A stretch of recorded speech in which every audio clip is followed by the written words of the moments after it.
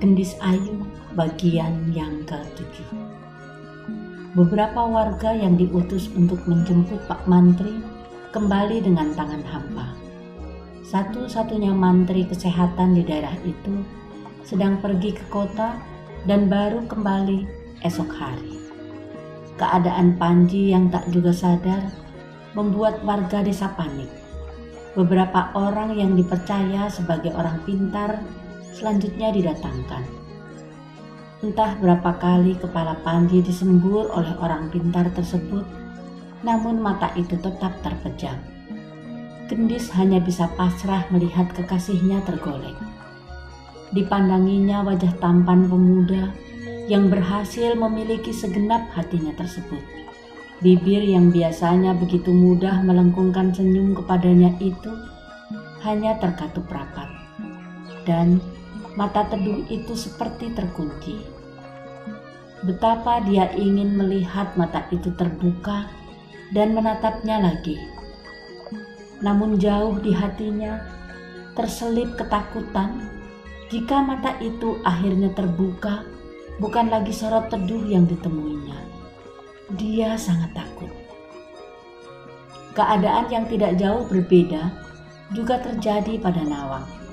Setelah melihat Panji ditandu masuk pendopo dan melihat betapa pemuda tampan itu tak berdaya, Nawang menjadi ketakutan.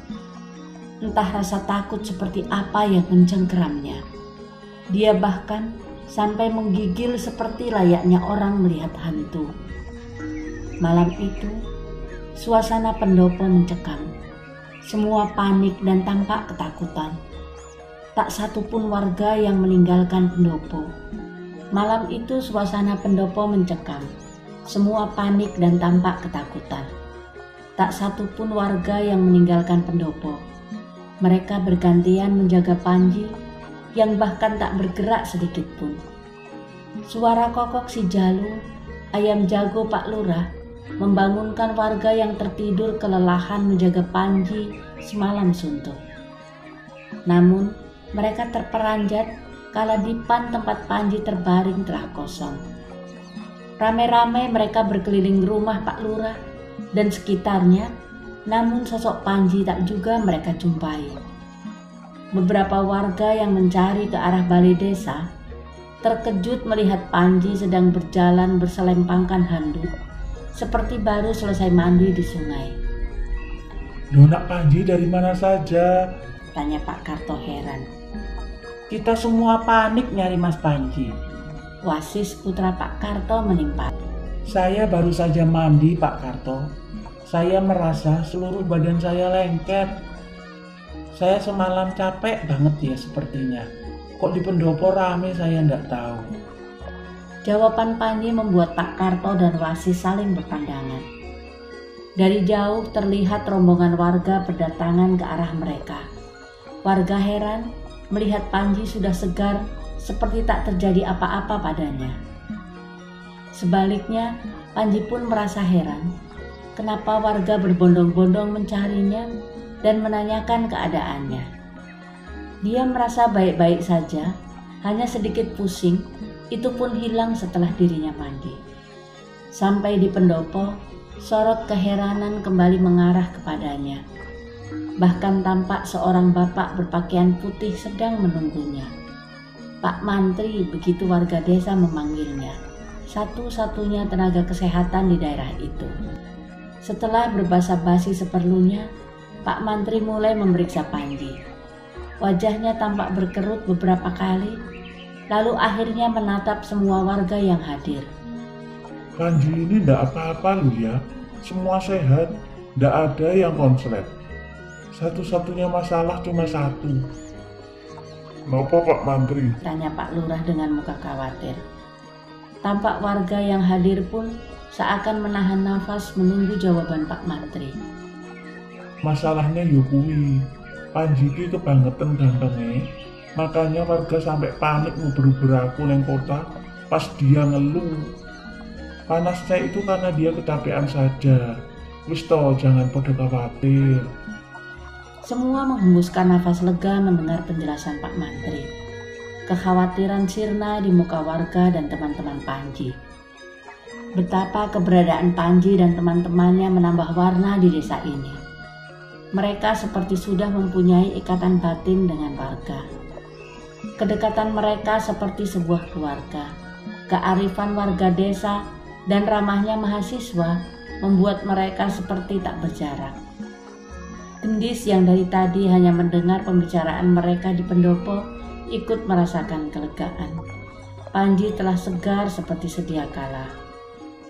Saat sarapan tiba, semua berkumpul di pendopo. Karena banyak warga yang sarapan di sana, ibu-ibu sekitar rumah ramai-ramai mengantarkan makanan. Jadilah sarapan besar di pendopo. Sungguh suasana yang sangat hangat. Namun suasana hangat itu tak dirasakan Gendis. Dari awal dirinya mencoba mencuri pandang ke arah Panji. Biasanya, dalam sekali pandang, sorot mata teduh itu telah lebih dulu ditemuinya.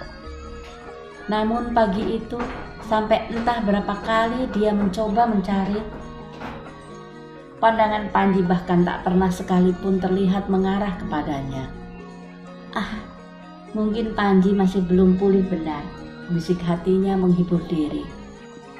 Walaupun begitu, tak sebutir nasi pun yang berhasil ditelannya. Sampai sarapan selesai dan para warga membubarkan diri, tak dijumpainya senyum manis dan pandangan syarat cinta dari Panji untuknya. Padahal saat itu, beberapa kali Gendis berpapasan dengan Panji waktu merapikan bekas makan. Hati Gendis mulai gelisah, namun berusaha tetap tersenyum dan tampak biasa.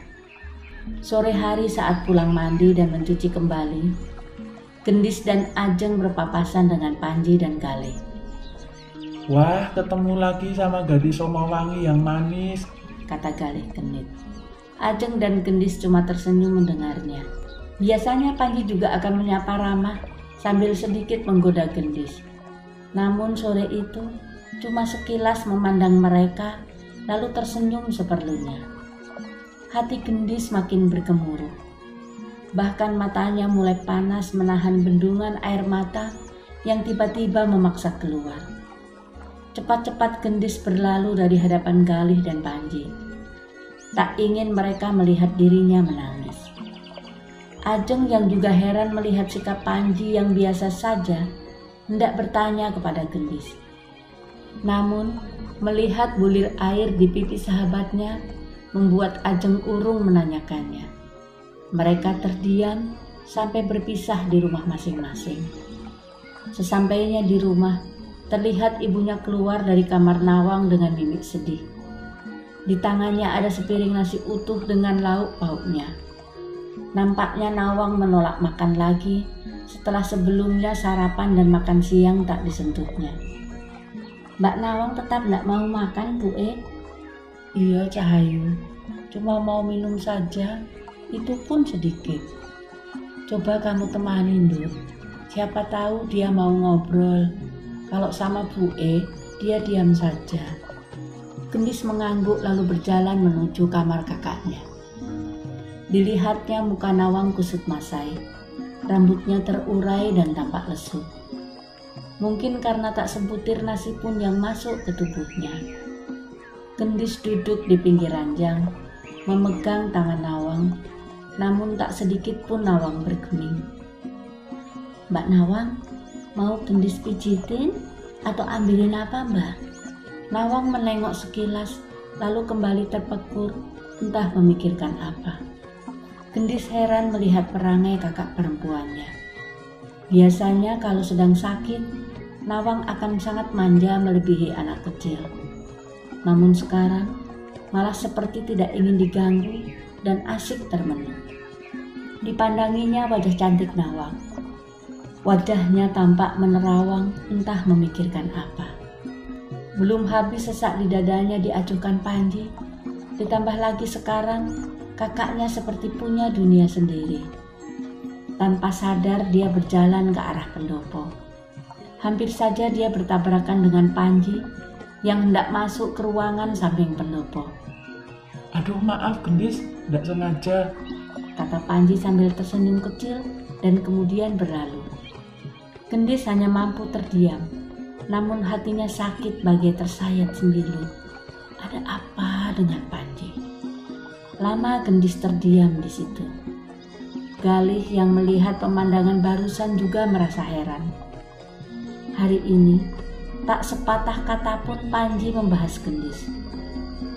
Biasanya saat bersamanya, Panji akan selalu membicarakan gadis itu.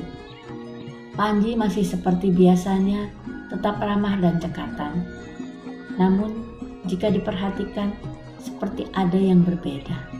Dia seperti melupakan Gendis. Galih ingin menghampiri Gendis, namun gadis itu sudah berlalu ke kamarnya. Ajeng, ya, aku harus tanya Ajeng. Siapa tahu dia paham sesuatu. Galih bergegas menuju rumah Ajeng.